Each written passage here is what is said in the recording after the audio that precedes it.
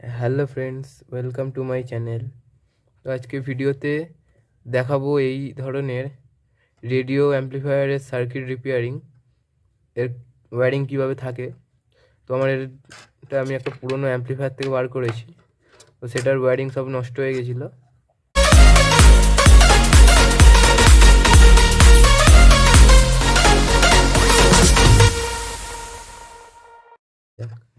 ও এখানে এই আইসিটা, এটা রেডিওর যে ফ্রিকোয়েন্সিগুলো সেটা ক্যাচ করার জন্য, মানে ধরার জন্য কাজ করে। তো এই কম্পোনেন্টসগুলো এদিকে আছে যেগুলো, ও এইটা হলো আমাদের এইটা হলো আমাদের অ্যাম্প্লিফায়ার আইসি। ও এটা এটা এখান থেকে এই ক্যাপাসিটার দিয়ে আমার আউটপুট বেরোচ্ছে, আর এই ক্যাপাসিটার থেকে আমার ইনপুটের কানেকশান, মানে পাওয়ার যেটা দেবো সেটা এখান থেকে দিতে হবে। এই ক্যাপাসিটারে মাইনাসে মাইনাস দেবো আর প্লাসে প্লাস দেবো। আর এখানে এর মাইনাস পয়েন্ট, এই দেখুন মাইনাস, মানে নেগেটিভ, যেটা নেগেটিভ পয়েন্ট থেকে আমাকে এর আউটপুট নিতে হবে। মানে এটা স্পিকারে প্লাসে যাবে আর স্পিকারের মাইনাস যাবে আমাদের এইটার মধ্যে, যেটা চারিদিকে ছড়িয়ে আছে গ্রাউন্ড, সেইটার মধ্যে। এটা দেখুন, এই লাস্ট পয়েন্ট এইটায়। আর আমাদের এখানে অ্যান্টেনা যাবে। আমাদের এখানে 3টে কয়েল কি 5টা কয়েল থাকে, যে কটাই থাকুক। তো আমাদের সবথেকে বড় কয়েলটা খুঁজতে হবে। এইটা দেখুন সবথেকে ছোটো, তার থেকে বড় এইটা, তার থেকে বড় এইটা। আমার এখানে আর কোনো কয়েল নেই, এইটা সবথেকে বড় যেহেতু। তো এইখানটায় আমার আগে থেকেই সোল্ডিং করা ছিল তার, এখানে দেখা যাচ্ছে। তো সেইটার সঙ্গে এই দেখুন পিএফ জোড়া আছে, আর পাশে দেখুন একটা পয়েন্ট ছাড়া আছে অ্যান্টেনার তারের জন্য। তো এটা অ্যান্টেনায় চলে যাবে। আর এখান থেকে এই 3টে হলো ভলিউমের জন্য, আমাদের যে ভলিউম কন্ট্রোলার সেটা আমরা লাগাতে পারবো। আর এটা হলো রেডিও স্টেশনগুলো চেঞ্জ করার জন্য। তো এইটা আমার এখানে লাগানো ছিল, এটা খারাপ হয়ে গেছে। তো এইটা আমাকে চেঞ্জ করতে হবে এর জায়গায়। তো সেটা এখন আমার কাছে যেটা অ্যাভেলেবেল নয়, যেহেতু আমি চেঞ্জ করে দেখাতে পারবো না। আমি এর পয়েন্টগুলো আপনাদের বলে দিলাম, তো আপনারা সেই হিসাবে এটাকে রিপেয়ার করতে পারবেন। এই 3টে এই পিছন দিকে ছিল, আর এইটা এইখানে লাগানো ছিল। তো এখানে এই দেখুন, এইটা হলো এই আইসিটা, যেটা আমরা অড অ্যাম্প্লিফায়ারের জন্য ইউজ করি। এটা নাম্বার আছে 810, মানে 810। আর এটা আছে CXA 1619BS।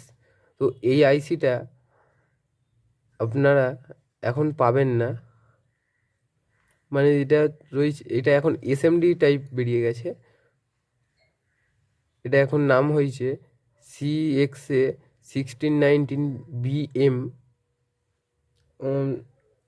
বা অথবা MB, এরকম কিছু একটা নামে হয়েছে। আর এই নাম্বারে যেটা আছে সেটা 30 পিনের আছে। তো এই দেখুন পিছন দিকেও জায়গা খালি রয়েছে এখানে লাগানোর জন্য। এটা আগেকার হয়তো ছোট বড় দুটোই পাওয়া যেত। তো এটা আমি ডাটা শিট যখন সার্চ করেছিলাম তখন এটা পাইনি। তো এটা 30 পিনের দেখাচ্ছিলো, 28 পিনের যেটা দেখলাম সেটার সঙ্গে এটা মিলছে দেখলাম, কিছু টেস্টিং করেছিলাম আমি। তো এখানে আর প্রবলেম হয়, এইগুলোকে ভালো করে পরিষ্কার করে নেবেন। আমার এটা বোর্ডটার খুব খারাপ অবস্থা। তো এখানে আমার ট্রেবেল বেস কন্ট্রোলারের জন্য কোনো পয়েন্ট দেওয়া নেই। তো আমার যে মেশিনটা ছিল সেই মেশিনের বেস ট্রেবেলের জন্য পয়েন্ট ছিল। এই মেশিনটি এই ধরনের, এখানে ট্রেবেল ছিল আর এখানে বেস ছিল। পিছনে স্পিকারের জন্য ছিল, এটা ইনভিল স্পিকারের আউট, মানে বাইরের যে স্পিকার সেগুলো চালানোর জন্য। এটা 12 ভোল্ট ডিসি ছিল, এটা অ্যান্টেনা ছিল। এটা এইখান থেকে বেরোবে, এই জায়গা থেকে যেটা বেরোবে।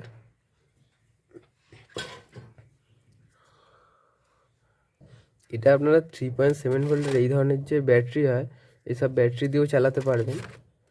তো এটা খুব লো ভোল্টেজ থেকেও কাজ করতে শুরু করে। এটা ম্যাক্সিমাম আমি এটা 9 ভোল্টে চালিয়েছিলাম, তো 9 ভোল্ট আমার চলেছিল। এটা ডাটা শিটে আপনারা দেখে নেবেন এটা ম্যাক্সিমাম ইনপুট ভোল্টেজ কত আছে। ও মিনিমাম 3.7 আছে আমার হিসাবে। এখানে ব্রিজ রেকটিফায়ারের জন্য ছিল, এই দেখুন এখানে ব্রিজ রেকটিফায়ারের জন্য এইখানে ডায়োড ইউজ করা যেত, এখানে পয়েন্ট করা যায়, সেটা করা ছিল না। তো বাইরে থেকে আলাদা করে লাগানো ছিল ব্রিজ রেকটিফায়ার দিয়ে ট্রান্সফরমারের সঙ্গে। তো আপনারা চাইলে ডাইরেক্ট এইখানে একটা ট্রান্সফরমারের পয়েন্ট আর এখানে একটা দিয়ে দেবেন,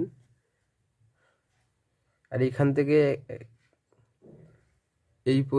এই দুটোর মধ্যে, সরি এই সব কটায় যে কটা আছে এই সব কটার মধ্যে আমাদের যে ডায়োড হয় সেই ডায়োডগুলো লাগানো হবে। তো ব্রিজ রেকটিফায়ার কীভাবে তৈরি করে তার ভিডিও যদি আপনারা না দেখে থাকেন, আমার ডিসক্রিপশানে লিঙ্ক দেওয়া থাকবে, তো সেই ভিডিওতে আমি বলেছি, তো আপনারা সেটা দেখে নেবেন। তো ভিডিওটি কেমন লাগলো আমায় কমেন্টে জানান। আর আপনারা যদি আমার চ্যানেল নতুন হন অবশ্যই চ্যানেলটিকে সাবস্ক্রাইব করে পাশে থাকা নোটিফিকেশান বেলটি অন করে রাখুন। তো দেখা হচ্ছে পরের ভিডিওতে।